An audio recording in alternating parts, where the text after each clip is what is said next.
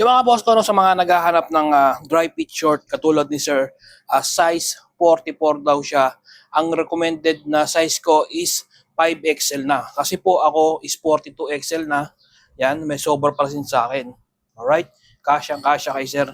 Yung ating 5XL kasi 32 inches waistline up to 50 inches waistline yung ating 5XL mga boss ko.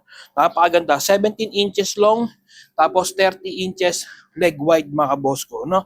Apat yung kulay na pwede nyo mapagpilian. Blue, itong black, tapos ating itong gray. Yan. Tapos meron din siyang white. Yung white kasi is nasuot ko na. Tapos meron din siyang strap mga boss ko. Yan, para adding protection. May dalawa ding bulsa yan mga boss ko. Magkabilang gilid. Alright, nakita nyo naman yung quality mga boss ko.